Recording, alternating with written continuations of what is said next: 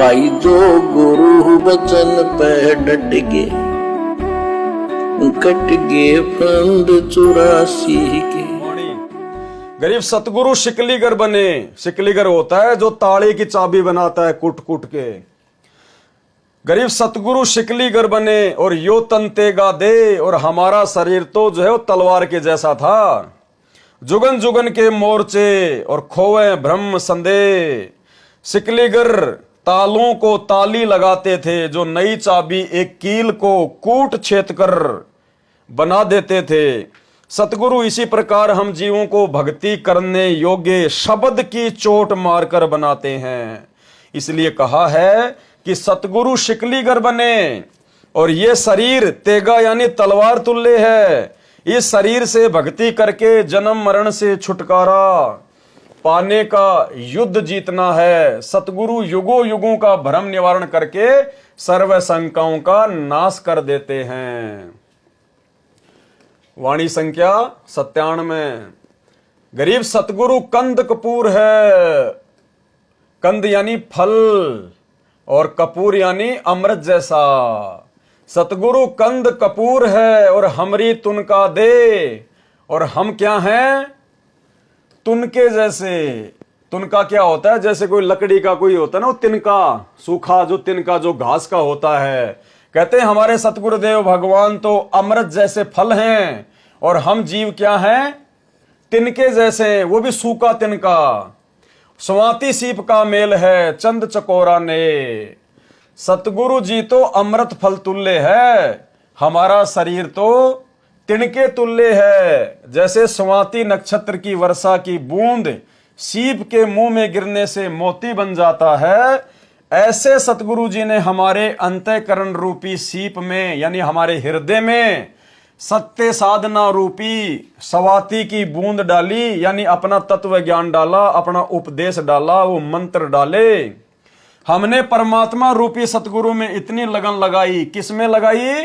परमात्मा रूपी सतगुरु में। यानी ये स्वयं ही परमात्मा है जो सतगुरु का रोल कर रहे हैं। इसीलिए तो हमने इस फोटो को रिजेक्ट कर दिया, क्योंकि हमें परमात्मा रूपी सतगुरु की पहचान हो गई। हमने परमात्मा रूपी सतगुरु में इतनी लगन लगाई जैसे चकोर पक्षी चांद को देखने में लगाता है। गुरुदेव भगवान ने बताया कि एक चकोर नाम का पक्षी होता है जिसको चांद से बेहद लगाव होता है, बेहद प्रेम होता है। और वो चकोर नाम का पक्षी शाम के समय क्या करेगा? किसी ऐसे पेड़ पर बैठेगा जिसके ज्यादा टहनियां नहीं होती है, जिसके ज्यादा पत्ते नहीं होते हैं, सूखा पेड़ देखता है ताकि मेरे और चांद के बीच में कोई डिस्टरबेंस ना हो। और जैसे चांद उगेगा एक टक उस पे नजर लगा लेगा, हटाएगा नहीं। और जैसे जैसे चांद ऊपर को आएगा वो बैठा बैठा उस पे नजर रखेगा, यूं यूं नजर रखेगा। चांद सीधा आएगा, वो चकोर पक्षी अपनी गर्दन यूं कर लेगा। चांद फिर यूं आएगा, वो पक्षी भी यूं देखेगा, यूं देखेगा। और अंत में वो पक्षी नीचे गिर जाता है चांद को देखते देखते, और वो गर्दन के बल गिरता है, उसकी गर्दन टूट जाती है। टूटी गर्दन से भी वो चांद को ही देखता रहता है। तो गरीबदास जी हमें यह समझाना चाहते हैं कि उस चकोर पक्षी के जैसे हमें भगत बनना पड़ेगा। यानी हमने अपने सतगुरु के अलावा सौपन में भी किसी अन्य देव में, महादेव में, नकली साधु संतों में, या यहां इस गंदे लोक की किसी भी चीज में, किसी भी विषय भोग की वस्तु में, यहां के किसी भी सुख में हमने बिल्कुल भी अपनी सुरती नहीं लगानी है, अपना ध्यान नहीं लगाना है। जो वस्तु आवश्यक होगी, यदि मर्यादा में रहकर भक्ति करेंगे तो गुरुजी समय आने पर हमें जरूर उपलब्ध करवाएंगे, क्योंकि वो अंतर्यामी भी है और वो समर्थ भी है। उसके घर में किसी चीज की कमी नहीं है। तो हमने हर प्रकार से इस 21 ब्रह्मांड की हर वस्तु से ध्यान हटाकर और केवल अपनी भक्ति पर लगाना है, अपने सतगुरु पर लगाना है।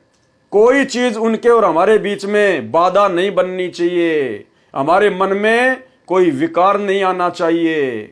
तो कहते तब जाकर वो भगत सतलोक का दरवाजा देख पाएगा। जिसमें चकोर पक्षी जैसा प्रेम अपने सतगुरुदेव भगवान में बन जाएगा। कहने का मतलब है भाई जब तक जिएंगे तब तक काल के लोक में रहेंगे, और जो यहां की वस्तुएं आवश्यक होगी जीने के लिए वो तो जरूरी है ही हैं, तो वो परमात्मा जरूर उपलब्ध करवाएगा। इसके अलावा फालतू की डिमांड, फालतू की इच्छा, सांग सिनेमा, बड़े बड़े मकान, बड़ी बड़ी गाड़ियां, बड़ी बड़ी सभाओं में जाना, लोगों से तालियां बजवाना, अहंकार में फूल जाना, लोगों से सम्मान और इज्जत की उम्मीद रखना। कहने का मतलब हमने अभी आडंबर, ये पाखंड, ये लोक दिखावे सब त्यागने पड़ेंगे। अपने आप को मिट्टी समझकर, दो कोडी का जीव समझकर, जर लगा हुआ लोहा समझकर और अपने गुरुजी की भक्ति करके यहां से निकलने का प्रयास करना है। जो गुरुजी ने दीक्षा दे दी उन मंत्रों पर अपना ध्यान लगाना है। जो गुरुजी ने नियम बता दिए आजीवन उनको संघर्ष करते हुए निभाना है। ना किसी लोकलाज में फंसना, ना किसी के भय से डरना है, ना किसी को जबरदस्ती हमने दुखी करना। कोई दूसरा दुखी करे तो वो करता रहेगा, हमारा कुछ बिगाड़ नहीं पाएगा, क्योंकि हमारे सिर पर हमारे सतगुरुदेव भगवान बैठे हैं। और परमात्मा कहते हैं सिर पर साईं सत्य है, फिर तो को क्या भय रे। और परमात्मा कहते हैं उस भगत का कोई बाल बाका नहीं कर सकता, जिस साधु का बाल न बाका, जिस पे सतगुरु मेहरबान होते हैं। तो भाई और बहनों, साध संगति से जुड़े हुए हम सत्सेवक भाई बहन इस प्रोसीजर के बेहद निकट हैं, बेहद निकट। और हमने और इसमें आगे बढ़ना है, पूरे 100 नंबर पे पहुंचना है। तो ये कहना चाहते हैं गरीबदास जी महाराज जी कि आपने भी उस चकोर पक्षी की तरह अपने गुरुदेव सतगुरु रामपाल जी परमेश्वर जी में, जो कि स्वयं ही परमात्मा है, हमने परमात्मा रूपी सतगुरु में इतनी लगन लगाई, तो हमने भी अपने परमात्मा रूपी सतगुरु रामपाल जी परमेश्वर जी में, उनकी भक्ति में उतनी ही लगन लगानी है। हमने परमात्मा रूपी सतगुरु में इतनी लगन लगाई जैसे चकोर पक्षी चांद को देखने में लगाता है। एक टक रात्रि में उगते चांद को अस्त तक देखता रहता है, देखते देखते पेड़ से गिरकर गर्दन भी तुड़वा लेता है, परंतु नजर फिर भी चांद को देख रही होती है। ऐसी लगन परमात्मा में लगाकर मोक्ष प्राप्त किया। वाणी गरीब ऐसा सतगुरु सेइये, यानी ऐसे सतगुरु की पूजा कीजिए। बेग उधारे हंस, जो हंस को यानी भगत को बहुत जल्दी सतलोक पहुंचा दे, उसका उद्धार कर दे। और भव सागर आवे नहीं, फिर वापस इस भव सागर में 21 ब्रह्मांड में नहीं आना। और जोरा काल विध्वंस, और ना ही फिर हमारे ऊपर इस जोरा यानी इस मौत का और काल का किसी प्रकार का कोई भी जोर नहीं चलेगा। हम फिर बार बार जन्म और मरण में नहीं आएंगे।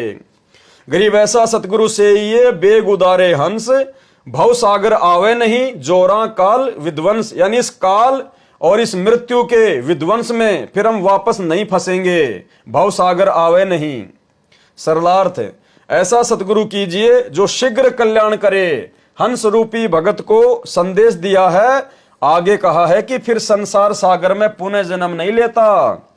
सतगुरु जोरा अर्थात मौत और काल को समाप्त कर देता है, पूर्ण मोक्ष प्राप्त करवाता है। वाणी गरीब पट्टन नगरी घर करे। पट्टन नगरी यानी सतलोक, कि अब भगत ने सतलोक में अपना निवास स्थान बना लेना चाहिए, अपना घर कर लेना चाहिए सतलोक में। गरीब पट्टन नगरी घर करे, गगन मंडल गैनार, अलल पंख ज्यों संचरे, सतगुरु अधम उधार। सरलार्थ सत्य साधना से उस पट्टन नगरी सतलोक में घर करें, निवास स्थान प्राप्त करता है, जो गगन मंडल में अर्थात पर्वत जैसा ऊंचा महल है। उद्धार करने के लिए सतगुरु अलल पक्षी की तरह सत्यलोक से चलकर आता है। यानी सतगुरु कैसे आता है?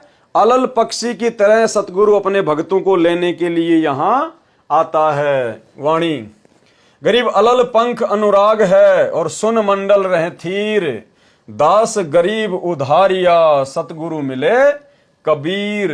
सरलार्थ जिस प्रकार अलल पक्षी का बच्चा पृथ्वी पर होता है, वह अपने परिवार तथा घर को नहीं भूलता, जो ऊपर वायु में आकाश में होता है। दूसरी ओर उस बच्चे के माता पिता अलल पक्षी अपने बच्चे के लौटने की राह देखते रहते हैं और दिल में मिलने की मीठी मीठी हिलोद सी उठती रहती है और अंत में वह बच्चा अपने परिवार में ऊपर चला जाता है।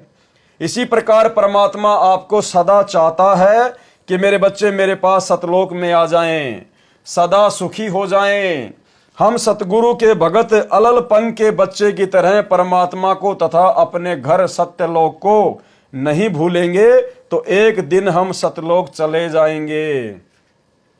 संत गरीबदास जी ने कहा है कि मेरा उद्धार भी इसी विधि से हुआ है। मुझे सतगुरु कबीर जी ही मिले। कौन मिले?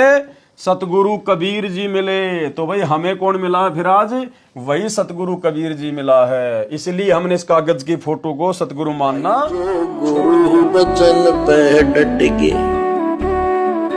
कट गए फंद 84 के, कट गए फंद 84 के, कट गए फंद 84 के।